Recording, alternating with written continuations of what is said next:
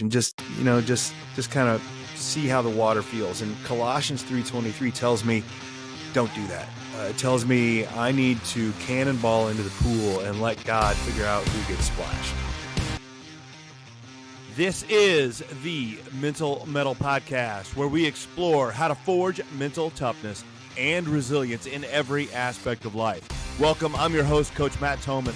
I'm an ICF certified professional coach with a background as a teacher, basketball coach, and athletic director.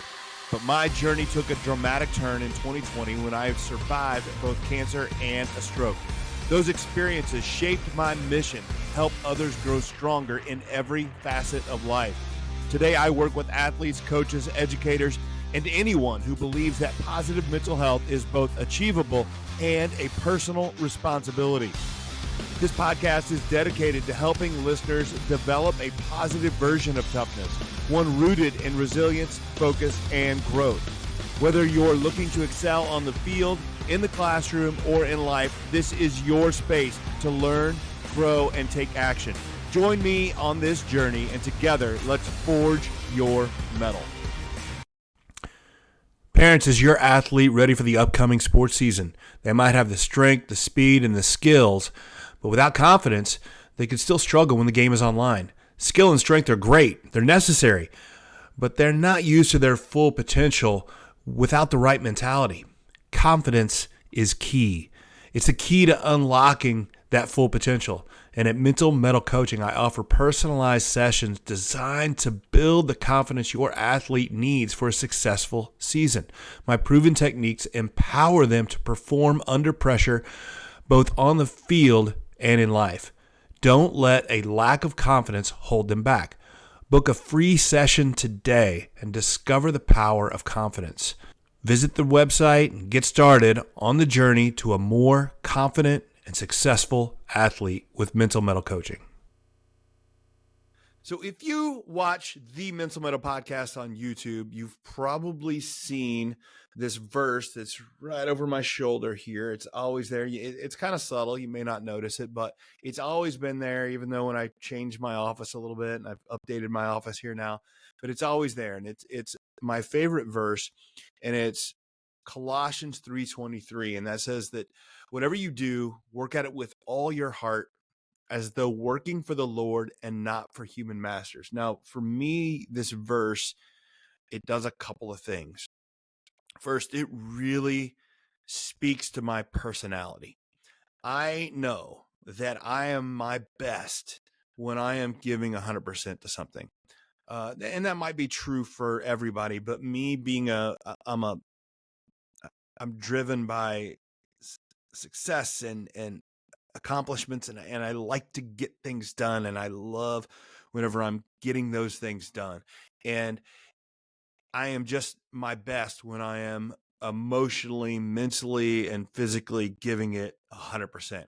And this verse reminds me to do that. And it does more than just remind me to do that. It tells me this is what I should be doing. This is how I need to be doing things with all my heart.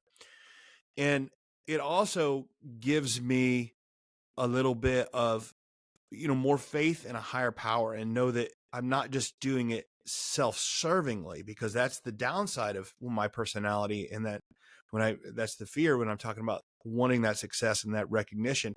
I don't want to do it for me. I want it to be God-centered. And this verse helps me to remember to do things with all my heart, but do it as though working for the Lord. And it also helps me give me some guidance on what to do, and know that, well, see, I'm a small business owner, this coaching business, and it can be there's a lot of uncertainty. I don't know where I'm getting the next client. I don't know where to focus my efforts. What sort of clients do I want to get? Do I want to work with more athletes? I want to work with more coaches. I want to get into more schools, and I do all those things, but sometimes I got to have a focus on where I want to put in marketing and who I want to send emails to, because I'm just the one person. And sometimes I don't know where to put my efforts, and that uncertainty leads me to not give 100% and not doing things with all my heart. And that makes me that I don't feel good when I do that. And that uncertainty leaves me to just dip a toe into the pool, so to speak, and just kind of see how the water feels. And Colossians 3:23 tells me, don't do that. It tells me I need to cannonball into the pool and let God figure out who gets splashed. And that's that verse really helps me to do that. And also, if you listen to this podcast a lot, and if you're not, if this is the first time, welcome. I'm glad you're here. But if you listen, you know that it's not always a faith-based podcast. It's not. It's all about mental toughness and athletics and helping people, find resilience and happiness in their pursuit of that. But that it does me being a Christian and knowing a lot of different people and having guests on it crosses sometimes that mental toughness. There's a lot of guests that I have and people that I deal with that their faith is their compass and their driving force for this mental toughness. I can think of, I've had several guests and I'll forget some, but there's a few guests that I've had that have been fantastic at this. Henry Damerkant talked about his faith a lot. Now Henry is now a assistant coach for the Chicago Bulls. He was the G League coach. He played at Eastern Illinois University and was like the leading scorer in Division I when he was a senior. And that's a great episode. I suggest you go back, check it out. Hallie Mitchell, she is now, I just saw, congrats to Hallie. She just got made, she's the co-captain for Kentucky softball her senior year. She is very big in FCA at Kentucky and lets her faith guide her. Another great episode. If you've got a female athlete, Hallie is a former client of mine. We talk about that. It's a really good episode. And then the other one I can remember is Kramer Soderberg. Now Kramer's the Millikan men's basketball coach. Now Millikan is my alma mater, and my son plays there now. So I have a lot of interaction with Coach Soderberg now, and he is very faith driven in how he runs his program, how he attacks, how he coaches, and he has a phrase that people love whenever they listen to that episode. He talks about holy indifference towards the game of basketball. And it really fits that Colossians 3:23. He's going to do everything he can with all his heart, as hard as he can.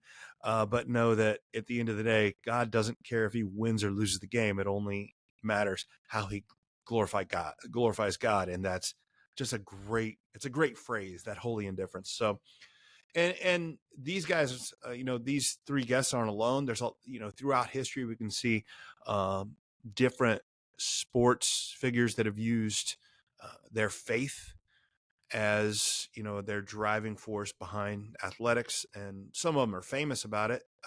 Steph Curry writes Philippians 4:13 on his shoes, that very famous verse, I can do all things through Christ who strengthens me. Now, this verse is fantastic, but it's also misused a lot. I did a Bible study with a coach for a while, and that was his least favorite verse because of how often it gets misused. And you see, I work with a lot of young athletes, and they love that verse. They see it as if they believe in Christ, that means they're going to make the NBA or certainly make every shot. And it's hard to argue when we talk about Steph Curry because that guy makes about everything. But that's not exactly what we mean on what this verse means. God is less concerned with you getting a Division I scholarship than he is how he's going to use you and how he's going to use your gifts as you grow, and making sure you do that. And God can use you wherever you end up and help you do amazing things if and give you that strength. But where we end up is often not where we think we're going to end up. But that, that's probably another topic for another time. But I'm bringing to the point that there's a lot of mention of God and Jesus in athletics now. It was big in the national championship. I don't know if you paid attention. Both quarterbacks, Ohio State and Notre Dame, both are followers of Jesus and Christians, and they bring it up in their interviews, both the winning quarterback and the losing quarterback. Will Howard, Ohio State, after the win said, I got the quote here, first and foremost, I got to give glory and the praise to my Lord and Savior, Jesus Christ. I wouldn't be here without him. I can't believe God gave me the chance to be a Buckeye. A lot of gratitude in that right there. A lot about praising Christ for allowing you to have that opportunity, and then he's making the best of it.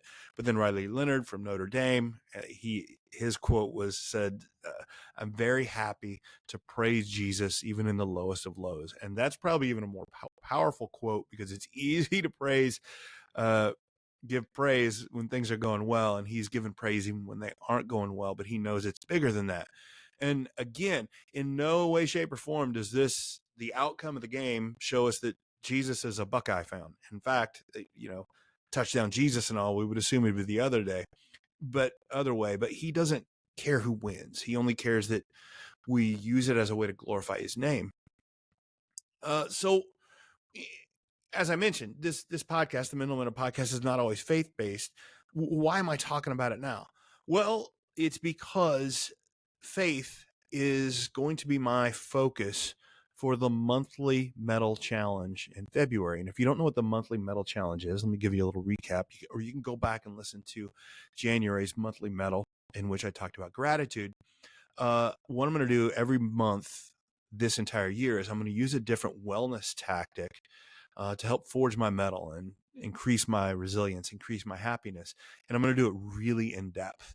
I'm going to have it be a big part of every day, this tactic. I'm going to do a coaching session every month in which a certified coach from Larksong helps guide me in how I want that to look like and what I want to get out of it, and the action I'm going to put in every day.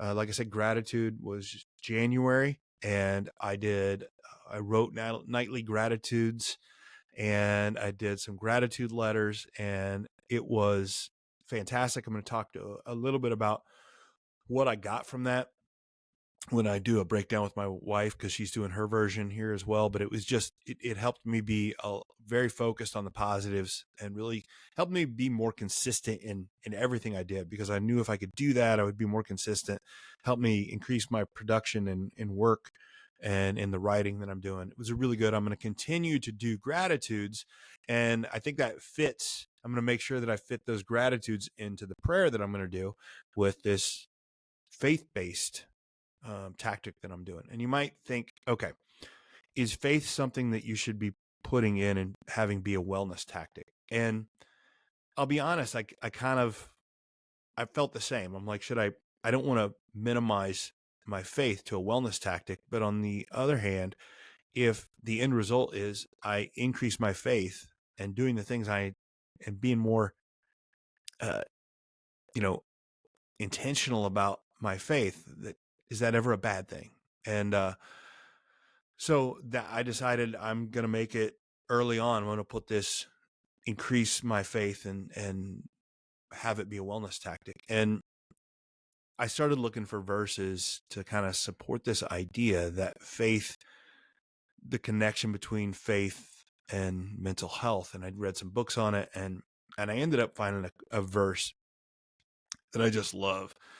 And it's Romans 12:2, and it says, "Do not be conformed to this world, but be transformed by the renewal of your mind, that by testing you may discern what is the will of God, what is good and acceptable and perfect." Why I like that verse so much.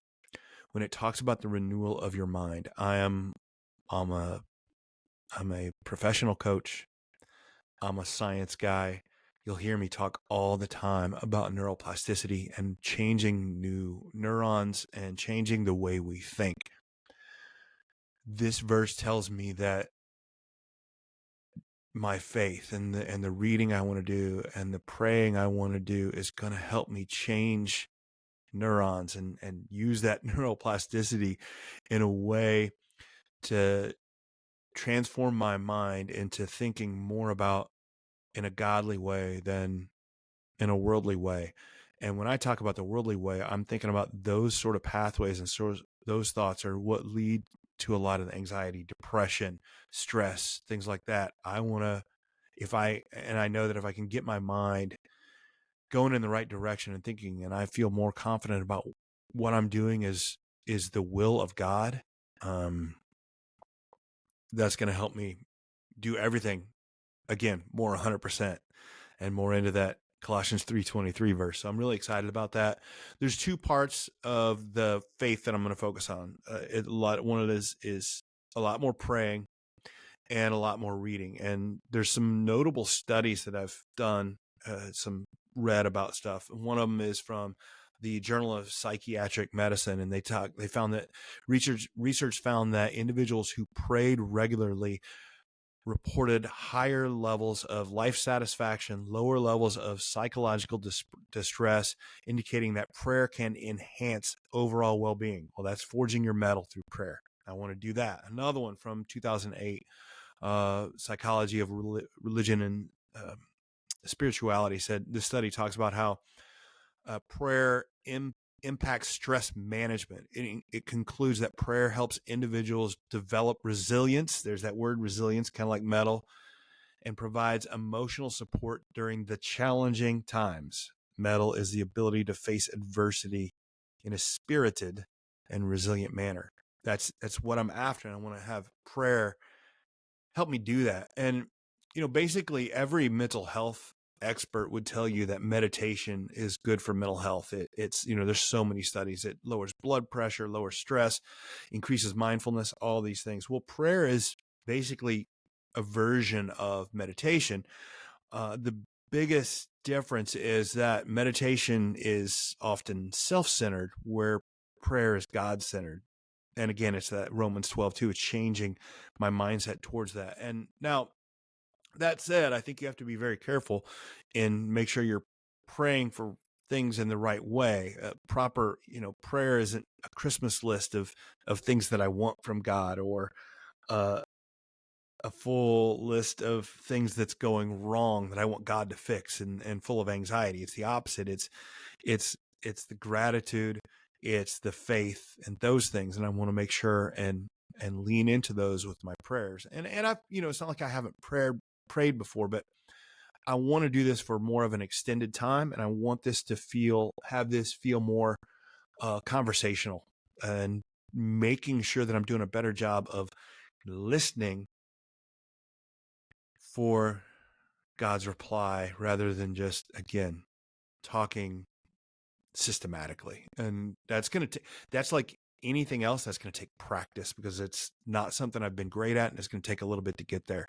So I'm not going to be great at it at first. I know that, but I'm going to get better at it. But I'm definitely going to focus on making sure I'm giving praise, honor God, talking about some of the needs that I have, giving gratitude, but then also asking for wisdom and guidance over the biblical readings that I'm going to do as well. And that's the other part I want to do is I want to read more. Reading is always good. Helps us. I always say my favorite people are readers, and it just gets your mind working. And I want to start doing more biblical reading. And I found some research on that. I was like, I'd really like to lean into this research to see, am I doing tactics that are going to actually help mental toughness and mental health? And there's some research out there by American Bible Study, and Baylor University did this, that reading regularly of the Bible reduces symptoms of PTSD. So less depression, anxiety, anger, along with increased forgiveness, compassion, and sense of purpose. All good things, all kind of connected to mettle, right? And then some researchers found that individuals that engage with the Bible at least 4 times per week experience notable health benefits. For instance, feelings of loneliness decreased by 30%, bitterness decreased by 43%, and anger by 32%. This is exactly the sort of thing I'm looking for. I want to see this research. I want to put it into practice and look at it a little bit scientifically, and practice this and notice these things. That's what I'm going to look for. But also, I need you to reading the Bible, and that's the other thing. I want to make sure that reading isn't something, because I feel like this is sometimes we do, that I've felt a little bit. It's like, oh, I should read. We say that I should read my Bible more, and we say that because we feel like it's something we're supposed to be a good Christian. And also it's like, oh, this is like the roadmap for how to get to heaven. And it is those things we should do, and it is that, but it's also, the Bible is full of, it's like a how-to guide for life.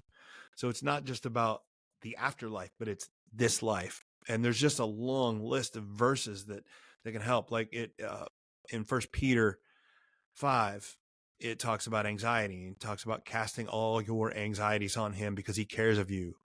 And then there's verses about depression. The Psalms has some verses on depression and stress. In Psalm 34, it says, when the righteous cry for help, the Lord hears and delivers them out of their troubles. In Psalm 55, cast your burden on the Lord. He will sustain you. He will never permit the righteous to be moved for fear. 2 Timothy, I was just reading this verse the other day with some guys, and it says, for God gave us a spirit not of fear, but of power and love and self-control. Isaiah talks about perseverance. I love this one. I've seen it on t-shirts for cross country before.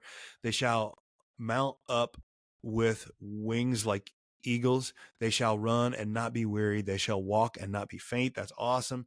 Again, my verse, Colossians 3:23, about whatever you do, do it for the Lord, is all about hard work. Teamwork. Romans talks about for as in one body we have many members, and the members do not have the same function. So we, through many, are one body in Christ and individually members one of another. There's just so many things. Talks about overcoming challenges, which is, again, facing adversity. Joshua 1 talks about, have I not commanded you? Be strong and courageous. Do not be frightened and do not be dismayed, for the Lord your God is with you wherever you go. So many good verses. But you have to read it to get those things, right? You have to pay attention. If you want to build these characters in you, you have to work on it. So that's my plan for February, is I'm going to use faith as a way to build my mettle and this resilience and happiness and all those things that go with it. And again, what I'm going to do again here in just a second here is I'm going to use some guidance through coaching.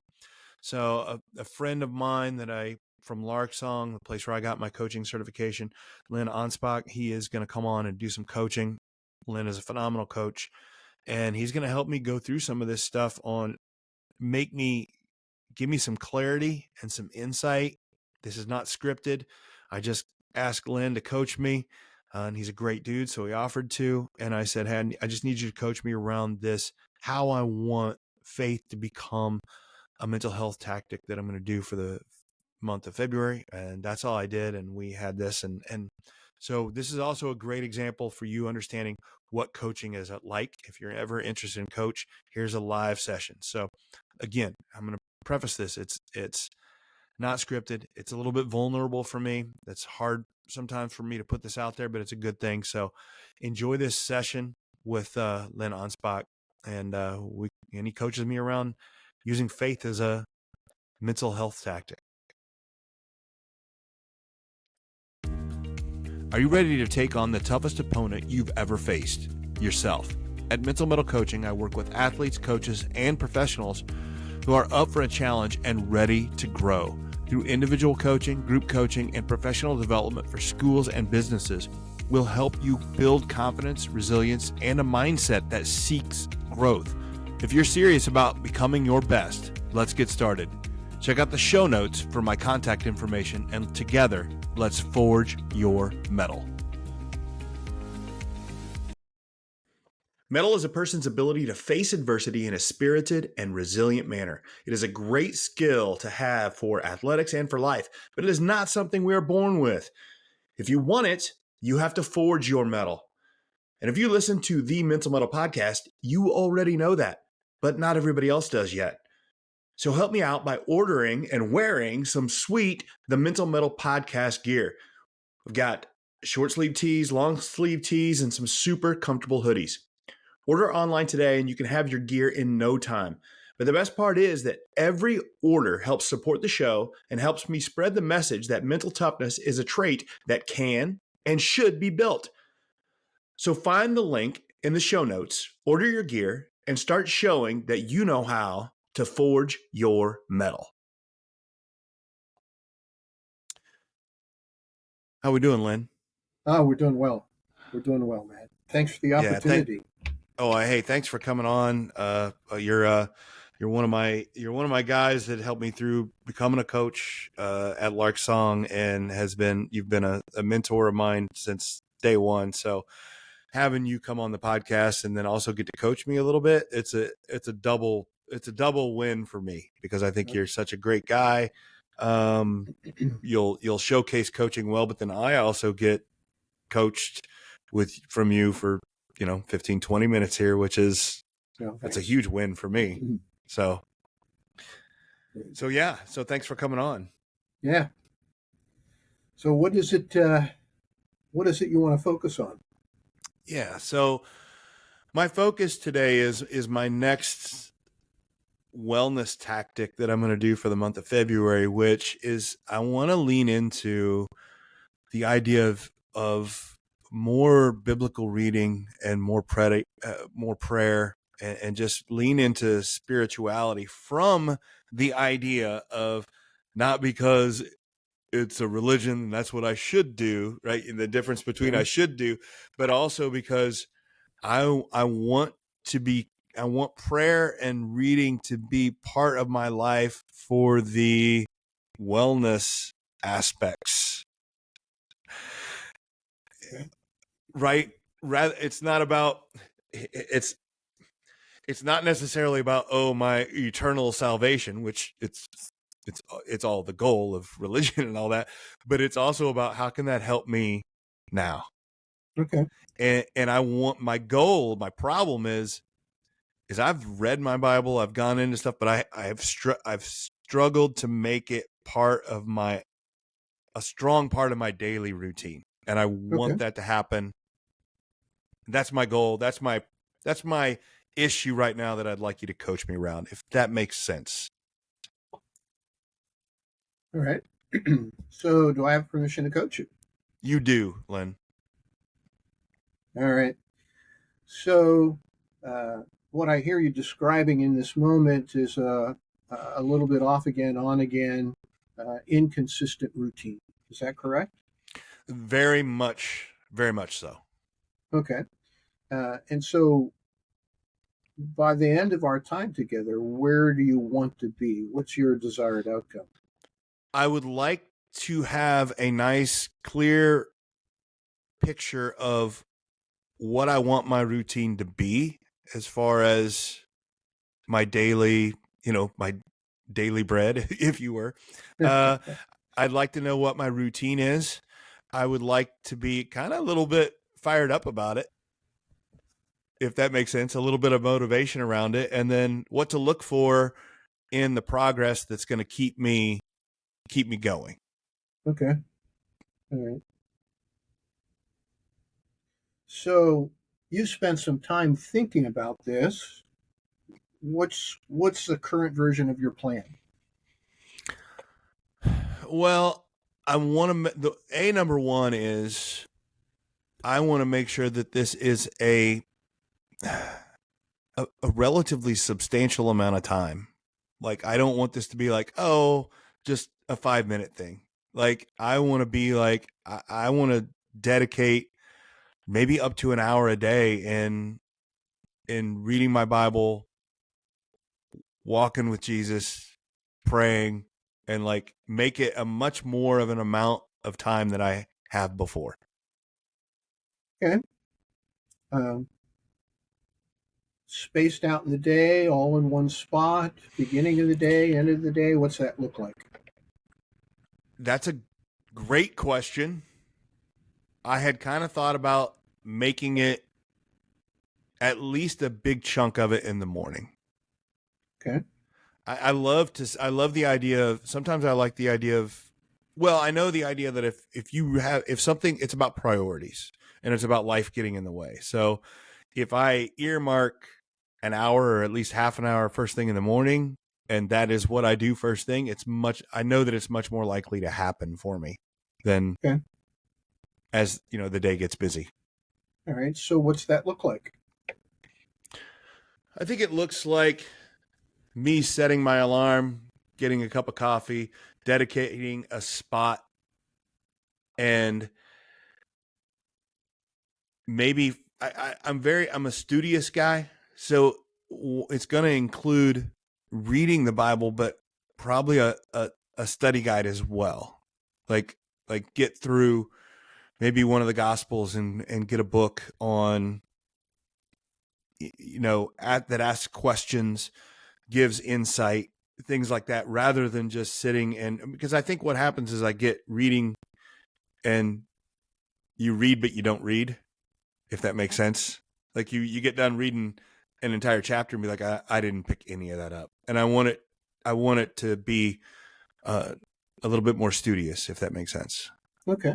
So how will you choose your study book?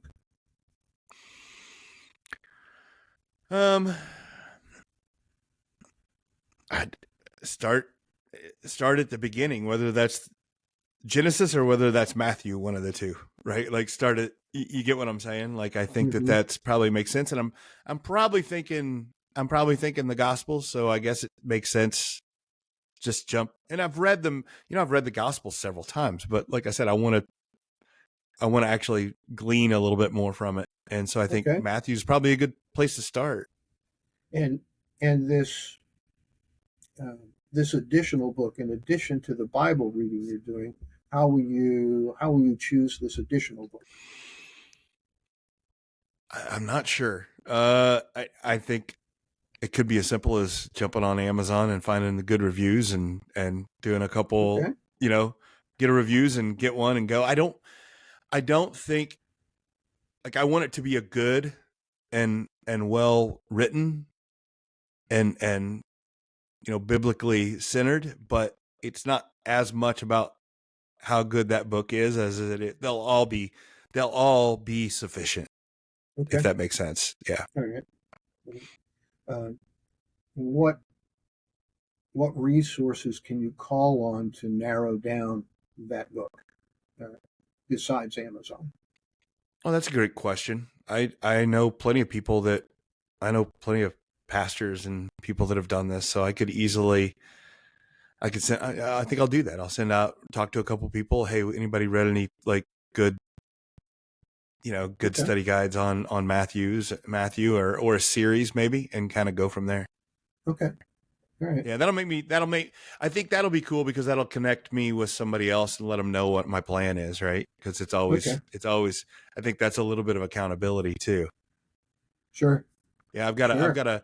I've got a men's study group that I meet with on Tuesday mornings. Maybe I'll just run my plan through with them and say, hey, anybody got any good, what do you guys use for study guides? And who knows, maybe I'll get somebody to jump in and do it with me, which would even be Yeah. better, which is Yeah. always, anytime we get a little bit of accountability, like same with a workout, if Yeah. somebody else is going to be there, it's a whole lot easier. Yeah. It's a whole lot tougher to blow it off if you got to face somebody afterwards, right? Yes. Yeah. All Yeah. right. Cool. So you're gonna do this 30 to 60 minutes every morning, or at least partly in the morning. What else? I think if I devote, at first I thought maybe just do the full hour in the morning, but I think it might be better if I say, hey, I'm going to do 30 minutes in the morning and then save a little bit of time for the evening. I'm doing gratitude in the evenings. I Mm-hmm. think that I could switch that. I mean, it's not like prayer can't include gratitude. In fact, it should, right? So I think that if I like the idea of bookending my day. So like start with Yeah. a little reading and prayer and end with a little bit of prayer and devote time at the beginning and the end of my day for that. I kind of like that idea. All right. So what I hear is you're going to wrap gratitude practice into prayer practice at the end of the day. Yeah, I've been doing the gratitude so far all of January, and I'm doing Seligman's idea of 3 good things every night, and Right. doing a Right. gratitude letter and all those things. Mm-hmm. And my wife and I are doing versions of that, and I'm really enjoying it. and it's becoming part of my routine. I don't want to stop that, but there's no Okay. reason I can't. Because one of the things I'm talking about on this whole idea is there's only so many hours of the day, right? So you Right. do have to figure out what you're going to do when. There's no reason I can't wrap gratitude into my prayer, and my 3 good things being into my prayer, and then add some other prayer with that. So I think I'm going to combine those 2 things in the evening in addition to the reading in the morning. All right. So you mentioned your wife. What part will she have in this? I don't know. I think I'm going to talk to her after we get done and let her know my plan, and Okay. she will definitely jump in and do something. She's committed to all year doing the tactic that I'm doing, and I know that she's just like me, very busy. Always tries to find time to read her Bible and pray, and it always, like, I don't know. It's terrible to say, but it also, like, it always gets shoved down the list. Sure. Yeah. We all have that squeaky wheel syndrome.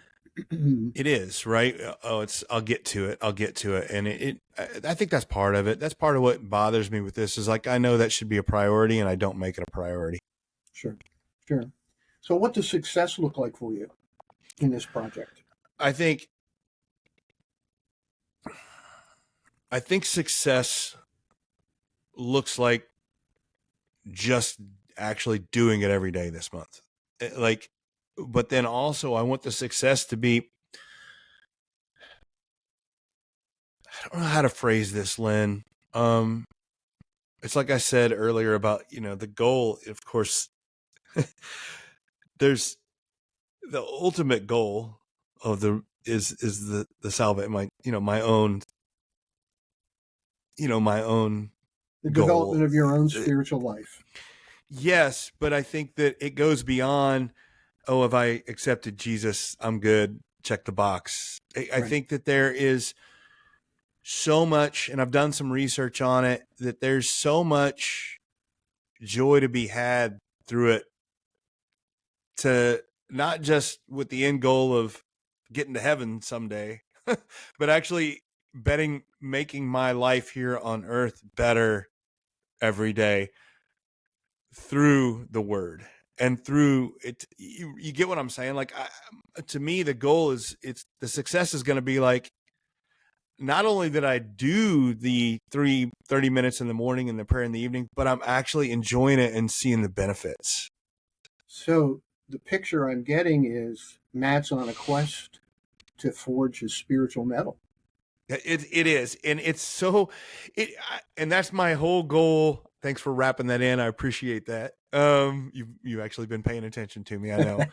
But yeah, that's but that's it. It's we get the idea that mettle or toughness is such a gritty, negative thing, and it doesn't need to be. Like, I think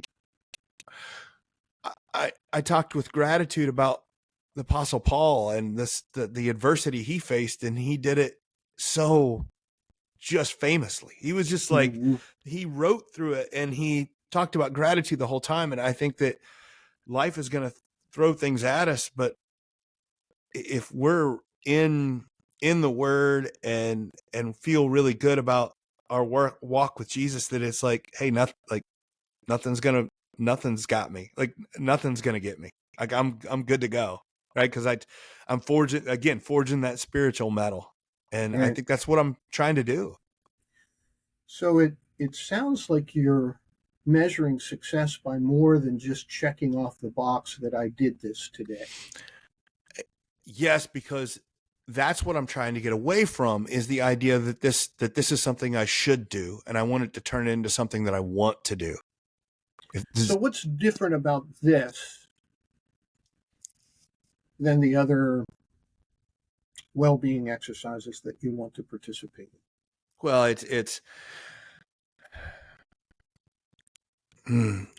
for some reason, it makes it feel like I'm, like, equating my spirituality to another wellness tactic, almost cheapens the idea of my spirituality and religion. And it really bothered me a little bit to tie one of these in. Like, do I want to do this one? separately, or do I, because I feel like it cheapens it. But then I realized it's not cheapening it. It's something I'm not doing as much as I should, and I know it should help my own overall wellness. So why shouldn't I do it? So when you started to describe that and you used the word cheapen, you kind of got this twitch in your back. Oh, I don't like it. Yeah. So what's that twitch about? It's that idea that, like, should I really be talking about like my religion and Christianity, as far as, because I'm doing all these things to help me better, help me enjoy life better. It's like, am I using it the right way? But right? Is this like, it feels like I'm trying to gain something for my own. I'm trying to, like, use religion in the wrong way to make myself happy. But I don't know why I wouldn't do that. So what alternative do you have to being self-centered? Oh, that's a great question. You're right. Like, if I'm, like, the whole point, again, it's not, my Christianity's not all about just me. It's about me, about spreading it, right? And the evangelism with it. And if I can read more, be in the Word more, and be a better positive light, I'm probably more likely to share that idea to others. And I think that's, I mean, even by doing this right now and having this conversation with you, it's doing that thing, right?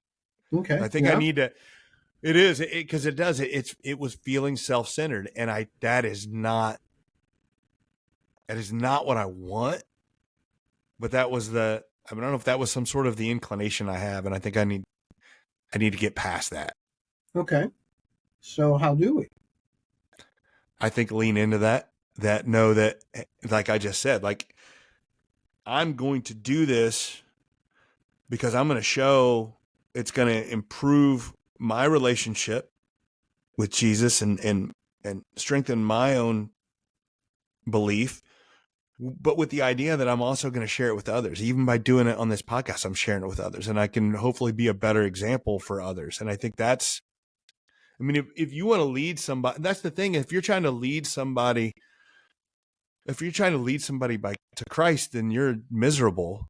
It's like, not that I'm miserable, but you get my point. Like, the more upbeat I am, and the better, more mentally healthy I am, the more likely I'm going to be able to lead somebody in the right direction than if I was just like, but I'm miserable all the time. Well, it's like, why? Right. I wouldn't want that. I don't want that. Why would I want that for myself? So I think doing all these things helps me as be a better example, and maybe inspire me a little bit to reach out to others.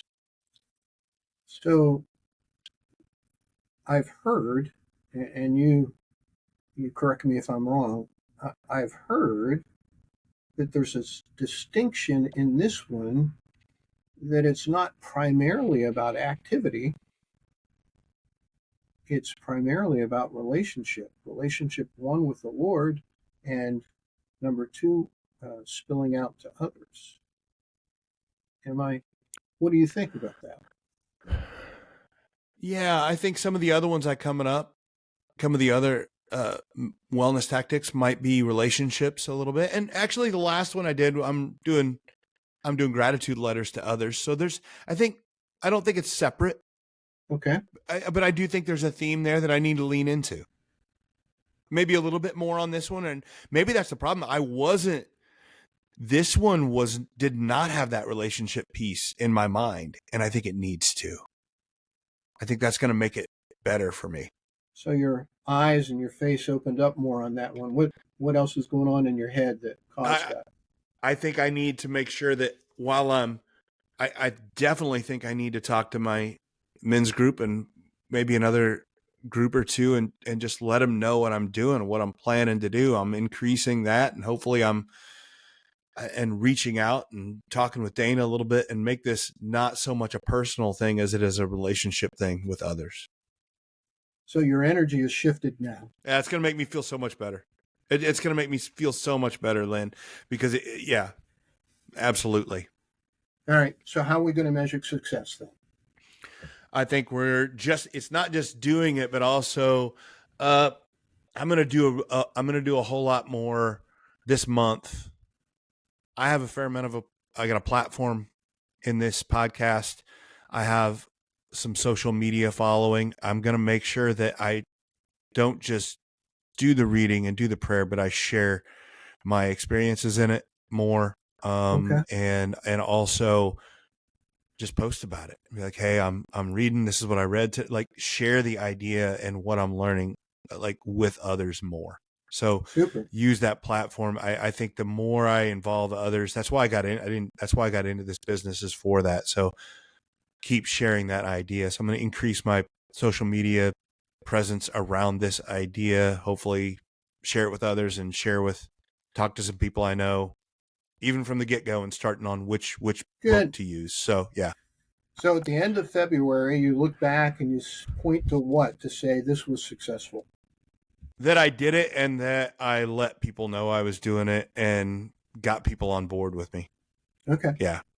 It's that makes me feel so much better that I'm not just doing it for myself, but I'm doing it for others, which should have been the goal all along, but somehow I missed that point. So you wanted clarity and you wanted motivation. Are we there? We're 100%. We're there. Yeah. All I'm right. excited about it now. Yeah. All right. So what insight did you gain during our time? Yeah, I think the insight I got is that I need to continue to remember that I'm doing what I do for others and through relationships. And that is something that I enjoy so much. I do not like working by myself, for myself. I like doing stuff for others and with others. And I need to remember to lean into that on everything I do, especially when I'm talking about things I'm doing like for spirituality. And so I heard you say that what you're going to do about that is you're going to talk to your men's group on Tuesday and maybe some other groups as well. And you're going to Absolutely. post. Absolutely. Right. So what might get in the way? The usual. If I don't prioritize it, if I get busy, I'm going to make sure that it's whatever time I think I need to get up, I'm going to have to get up 45 minutes early so I can get sat down, get some coffee, and spend exactly 30 minutes. You know, don't cheapen it. Don't shorten it. If plan A, you blow it. Tomorrow morning you go to get up and you blow it. So what are you going to do? When that problem happens, what are you going to do? I'm going to tell myself I'm not going to bed till I get it done. Okay. So you're making it up at the end of the day. Yep. Okay. Yeah. All right. So how do you want to end our time together? I don't know. I feel pretty good. I'm excited about it. I'd like you to just keep checking on me starting in February and let me know. All right. So you want some accountability? Yeah, give me a little accountability. All right. A text? Yeah. All right. I'll do that. All right. Very good. I appreciate it, Len. Thank you much. Thanks, Matt. It's good. You're awesome as usual. All right. Thank you. Thanks, Len. All right. Take care. After battling cancer and recovering from a stroke, I decided I wanted to change careers. I knew I wanted to help others thrive while living a life that aligned with my values. I realized that flourishing in life is a choice, and I wanted to help others do that through courageous actions. And luckily, I found Lark's Song and became a certified coach. From certified professional coach training to cutting-edge well-being education and impactful workshops and community partnerships, Lark's Song programs equip you with the skills and confidence to make a real difference in your life, your community, and beyond. But Lark's Song isn't merely about education, and it isn't about changing careers necessarily. It's about transformation. It's about turning dreams into reality. Are you ready to accelerate your journey to a more fulfilled and flourishing life? Visit larksong.com today to learn more. A better future starts today. All right. So that was, like I said, that was a live coaching session with Len Anspach. And I've had, one of the things we talk about in the coaching profession is a lot of the coaching happens after the session. So it sparks some insight. And this happens all the time when I'm working with an athlete or a coach or an educator, is we come up with some ideas, and then they reach back out to me in a couple of days and say, hey, I know I said this, but I want to do this. And they kind of tweak it a little bit. And that's a really good thing. If we can help people start to learn how to coach themselves, that's what we want. And that doesn't go for just life coaching and mental coaching. That goes with everything. If we can start to help them think for themselves and figure out what works best for them, that's a good thing. So after this session with him, I kind of made a couple tweaks. I know exactly what I want to do. Here's my monthly mettle challenge for February. I'm going to start every day. I bought a book, a study guide to go with Matthew. And if I get through Matthew, I'll get Mark. I'm going to go through the Gospels. I'm going to spend every morning, first thing I do, we get up for 30 minutes, is reading, studying one of the Gospels. And then kind of go about my day. And then sometime in the afternoon, I'm going to pray for 30 minutes on, again, what I said before, gratitude, asking for wisdom, bring up those verses, little things that I would need or want. And those are hard to define sometimes in my life, and ask God for that guidance. And I'm going to do that for 30 minutes. And that's going to be a step for me to be able to do that much. It's not like I haven't read the Bible before and I haven't prayed before, but this is an increase. I just, both in the time, and if I manage to do it every day, which I'm going to try to do, in the consistency. And that's what I'm after, and I want to do that. So that's my plan. I want you to start thinking about, if you're joining me, what yours is going to look like. I know that mine's, every bit of an hour. By the time you commit those 30-minute pieces, you always end up a little bit on either side. So I'm committing at least an hour or more. But we're going to talk to my wife here in that section we call Mettle in Minutes with Dana, because she's very busy. Not that it's less important to her, but just she's going to make sure she's doing faith as her thing for February. And we're going to talk to her, see what she thought about January, and then also about what she's going to do in February. So here we go.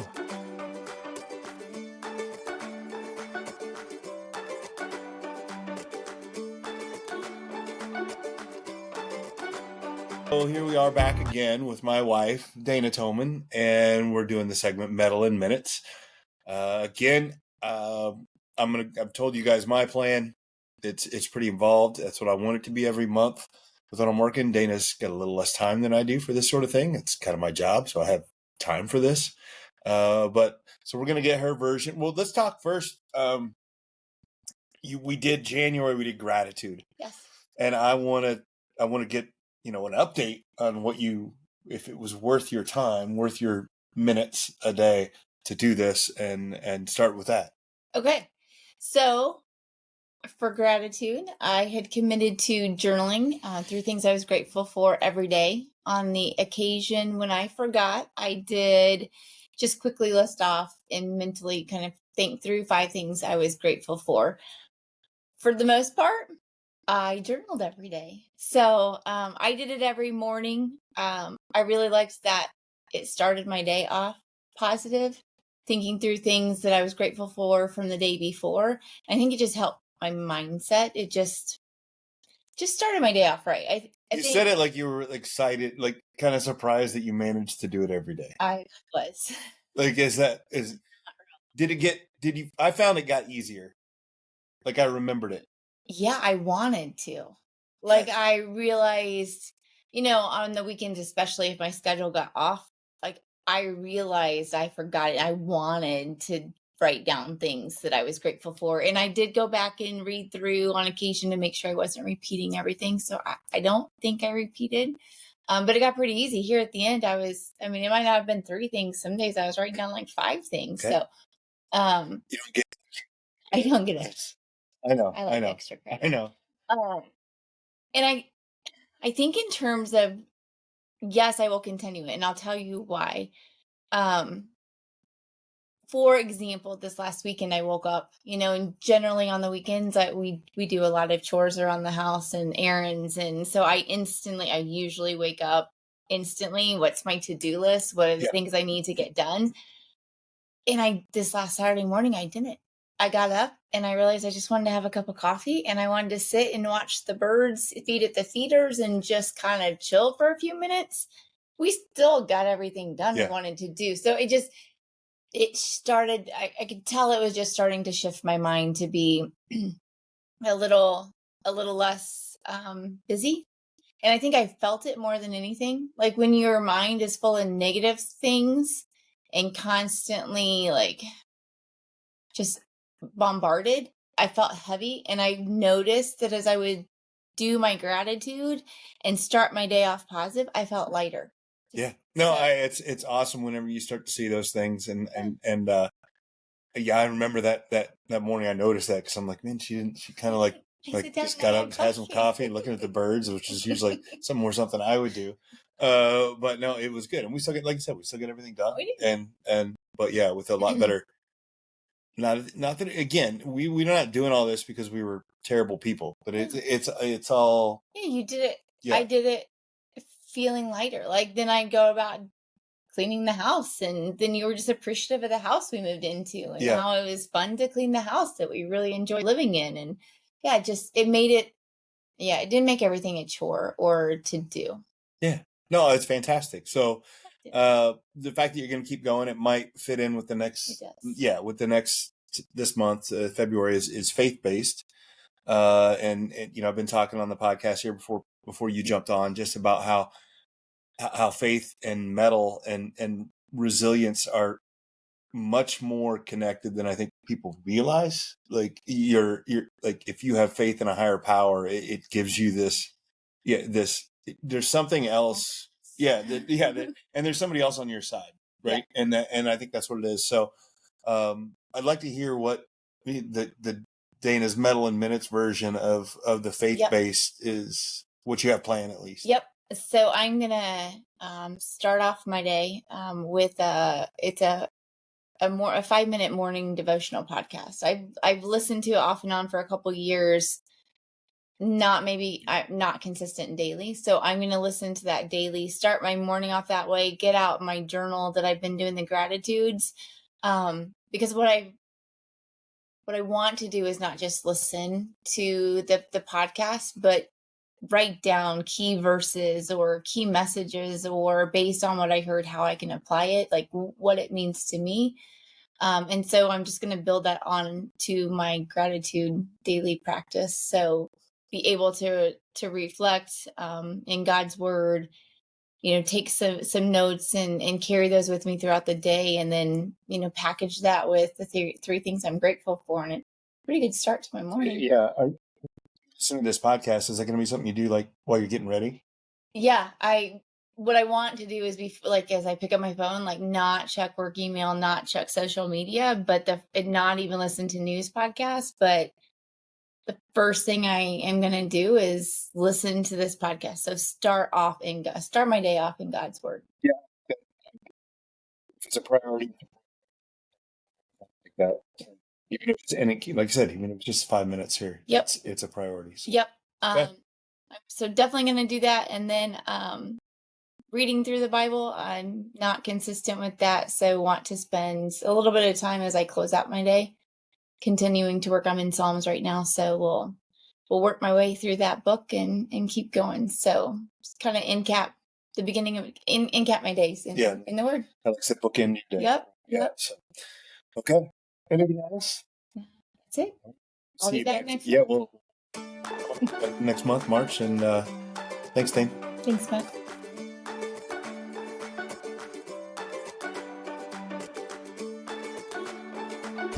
Well, I hope you've enjoyed it. I hope after listening to my coaching session, after listening to Dana, and after listening to some of the things I've talked about how faith can be a mental health tactic and how we can use our faith to increase and forge our mettle. Hopefully I've inspired you. Hopefully it leads you to want to increase your faith and see some of the benefits you can get from it, other than not something you feel like you have to do, but something you would want to do, and what you can get out of it. Again, not for the eternal life thing, but which is good, obviously, but for how it can help you in your life now. And that's what we're looking for, and that's what we want. I'm going to ask, I would love, check the show notes, drop me a note, shoot me an email. If you are wanting to join me in one of these tactics, and especially this one, perhaps you want to, something I can pray for you, or you want to pray for me, or you want to, something specific that the Lord's calling you to do, I want you to shoot me an email, and let's have a conversation about it. See how I can help you, see how you can help me. That was one of the things that came up in my coaching session, as you saw, with how I want to share this with others. I don't know what that looks like. But I'm thinking that if I put it out there, maybe it'll happen. Maybe it's a mental mettle prayer group, or we meet, some coaches meet, or athletes meet. I would love to do something like that, but I would love to see if I get some interest in that. So if you are interested in joining me in February and going and increasing your faith and having it be part of how you forge your mettle, shoot me an email. It's in the show notes, or you can just email me, Coach Thomann @gmail.com. Really easy. Do that. I would love to hear from you, see how I can put something together. I would love to be the spearhead on some of that stuff, and enjoy and increase that community and help with others, and make sure that that I'm doing this with all my heart. And it's been hopefully you enjoyed this episode. And if you aren't a Christian and you're not a believer and you've made it this far, then you're at least somewhat interested. So again, shoot me an email on that. I'd love to talk to you about that. It'd be great. I'm just happy to lean into this part of mental mettle and how faith can be a part of that. I've seen it with so many of my guests that I'm not going to ignore it. I think it's a good thing that we need to do to help forge our mettle, increase our resilience, increase our happiness here on earth. So regardless of what we're doing, whatever sport we're coaching or playing. So do me a favor. If you don't, I would love to hear an email from you, but if not, at least comment on it, like, share, subscribe, all these things. If you enjoy what I'm doing, if you enjoy what I'm saying in here, then share it with somebody. I really appreciate it. So that's going to be it for now. This is your host, Coach Matt Thomann. This is the Mental Mettle Podcast, and always remember to forge your mettle. Thanks for listening to the Mental Mettle Podcast. Don't forget to tune in every week for more insights and strategies to help you forge mental toughness and resilience. This podcast is brought to you by Mental Mettle Coaching, where we are driven by a passion for sharing knowledge and experience that empowers others to play, live, and grow with confidence. Our mission is to instill a resilient and spirited mindset in our clients, enabling them to confidently face adversity and actively seek new challenges for personal growth. At Mental Mettle Coaching, we offer individual coaching, group coaching, and professional development for schools and businesses. Whether you're an athlete, educator, or professional, we're here to help you unlock your potential and thrive in every area of life. Until next time, keep growing, stay resilient, and always remember to forge your mettle.